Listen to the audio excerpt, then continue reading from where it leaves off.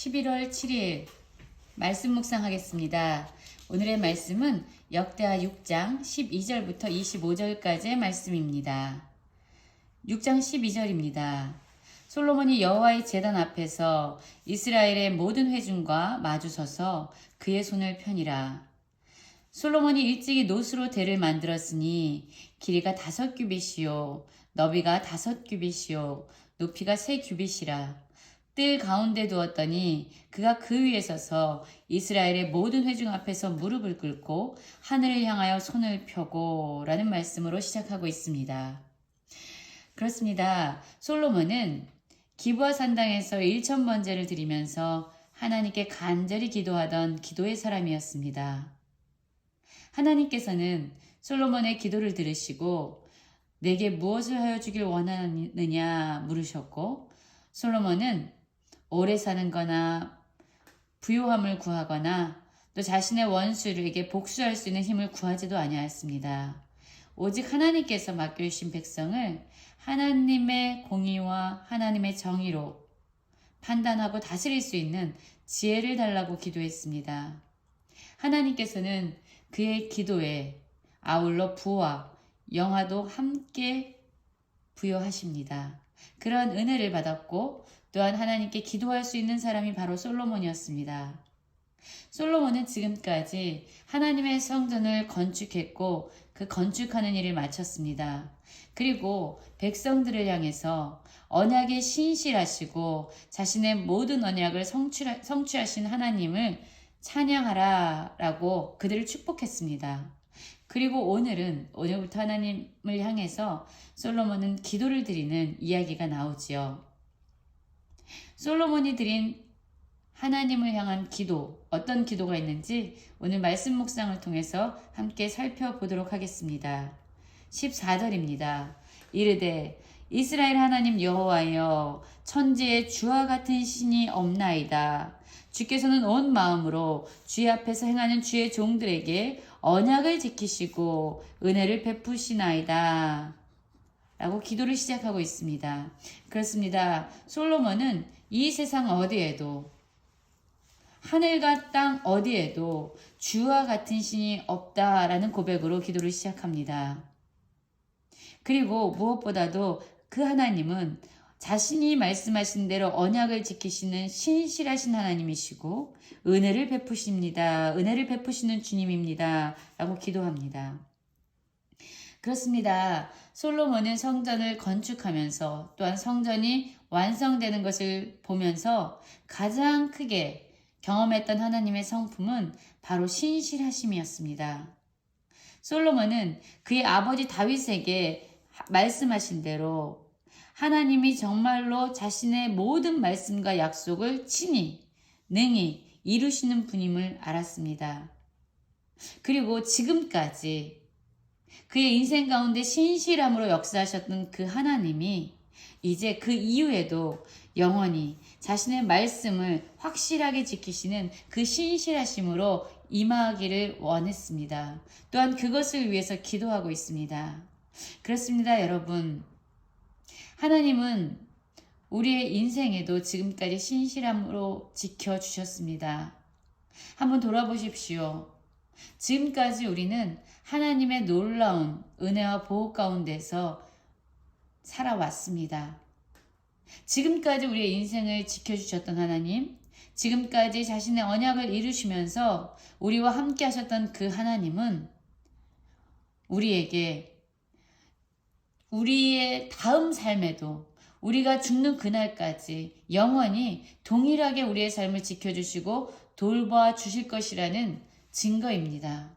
솔로몬은 지금까지 자신이 경험했던 하나님의 신실하심이 그 이후에도 영원하게 신실하게 자신의 삶 가운데 역사하여 주시기를, 또한 그가 다스리는 이스라엘 백성 가운데 동일하게 신실하게 역사하여 주시기 위해서 기도하고 있습니다.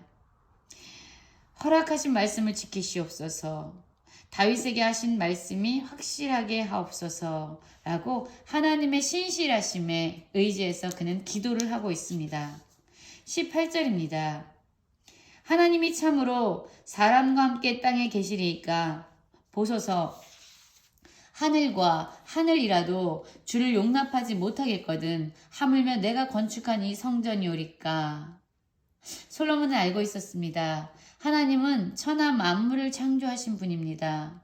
하늘보다 높고 온 세상보다 더 크신 분입니다. 이 피조의 세계는 창조주 되신 하나님을 감당할 수 없고 그분을 가둘 수 없습니다. 심지어 솔로몬이 지은 그 작은 성전 가운데 사람의 눈으로 볼 땐 아무리 화려해 보이고 아무리 위대해 보일지라도 창조주 하나님이 바라보실 때는 정말로 보잘것없는 작은 장소에 불과했습니다. 그럼에도 불구하고 하나님께서 그곳에 임재하신 것은 바로 그의 백성들을 만나기 원하시는 하나님의 간절함 때문이었습니다. 솔로몬은 그것을 알고 있었습니다. 하나님은 하늘의 하늘이라도 감당할 수 없는, 그를 용납할 수 없는 그렇게 크고 위대하신 분인데 내가 건축한 이 성전에 갇혀 계실 수 있는 제한받는 하나님이 아니라는 것을 알고 있었습니다.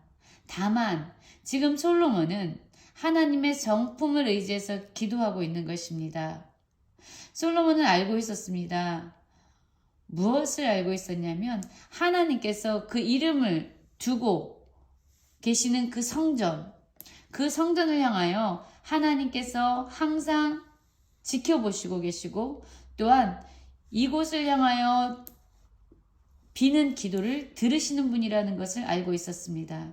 그렇습니다, 여러분. 하나님은 항상 우리를 지켜보시고 항상 기도를 들어주시는 분입니다. 우리가 이것을 알아야만 하나님께 기도할 수 있습니다. 우리의 기도를 들을 것이라고 생각하지 않는다면 우린 기도하지 않을 것이지만 하나님은 우리를 보시고 우리의 기도를 들으십니다. 그래서 솔로몬은 다시금 그분의 성품에 의지해서 기도하고 있습니다. 이스라엘이 이곳을 향하여 기도할 때에 주는 그 간구함을 들으시되 주께서 계신 곳 하늘에서 들으시고 들으시사 사하여 주옵소서. 그렇습니다. 하나님은 우리의 간구를 들으시는 분입니다. 또한 22절부터 보면은 구체적인 사례, 하나님께서 어떤 상황에 개입해 주시고 간섭해 주시기 위해서 기도하고 있냐면 만일 어떤 사람이 그의 이웃에게 범죄함으로 맹세시킴을 받고 그가 와서 이 성전에 있는 주의 제단 앞에서 맹세하거든 주는 하늘에서 들으시고 행하시되 주의 종들을 심판하사 악한 자의 죄를 정하여 그의 행위대로 그의 머리에 돌리시고 공의로운 자를 의롭다 하사 그 의로운 대로 갚으시옵소서 라고 기도합니다. 22절부터 23절은 바로 이런 내용입니다. 어떤 사람이 이웃에게 범죄를 했습니다. 그래서 다툼이 일어났고 분쟁이 일어납니다. 그러면 서로 이렇게 이야기를 하는 거죠. 우리 다툴 것이 아니라 하나님 앞에 가서 판단을 받자 라고 맹세를 하고 이제 하나님 앞에 가서 기도합니다. 하나님 누가 잘못을 했는지 가려주십시오. 하나님의 기준대로 가려주십시오. 라고 하나님께 간구하면 하나님께서 들으시고 하나님의 공평과 정의의 기준에 따라 악한 자를 심판하시고 의로운 자를 의롭게 판단하여 주십시오. 라는 기도입니다. 즉 하나님의 공평과 정의로 우리 백성들, 하나님의 백성들을 다스려 주시길 원합니다. 라는 기도입니다. 또한 24절부터는 이런 기도가 나오지요. 만일 주의 백성 이스라엘이 주께 범죄하여 적국 앞에서 패하게 되므로 주의 이름을 인정하고 주께로 돌아와서 이 성전에서 주께 빌며 간구하거든 주는 하늘에서 들으시고 주의 백성 이스라엘의 죄를 사하시고 그들과 그의 조상들에게 주신 땅으로 돌아오게 하옵소서. 지금 이스라엘 백성들이 하나님께 범죄를 해서 전쟁에서 패한 결과를 얻게 됐습니다. 이 전쟁에서의 패배는 바로 이스라엘의 죄 때문에 죄로 인한 결과입니다. 그런데 이렇게 고통스러운 패배를 경험하게 될 때 이스라엘 백성이 비로소 하나님을 기억하는 겁니다. 하나님의 이름을 인정하고 내가 나의 죄 때문에 우리가 전쟁에서 패하게 됐다라는 것을 깨닫고 주께로 돌아와서 기도를 합니다. 우리의 죄 때문에 우리가 패배하였습니다. 용서하여 주십시오 라고 기도를 하면은 용서를 구하는 자들의 기도를 들으시고 주님 사하여 주시고 그들을 다시금 땅으로 돌아오게 하십시오 라는 솔로몬의 기도가 나오고 있습니다. 우리는 내일도 계속 솔로몬의 기도를 살펴볼 것입니다. 여러분, 저는 오늘 말씀을 묵상하면서 정말로 하나님은 천지에 하나님과 같은 동일한 신이 없다라는 것을 우리가 기억했으면 좋겠고, 또한 우리가 기도할 때 무엇보다 그분은 언약에 신실하신 분이고 자신의 말씀을 이루시는 신실한 하나님이신 것을 기억하면서 기도하기를 원합니다. 또한 하나님께서는 들으시는 하나님입니다. 그의 백성들과 함께하기 원하고 그들을 바라보시고 그들의 기도, 그들의 고통, 그들의 신음을 들으시는 분입니다. 우리 역시 하나님의 이러한 성품을 기억하고 솔로몬처럼 하나님께 무릎으로 기도하며 나아가는 모든 성도님들의 삶이 되시기를 간절히 기도합니다.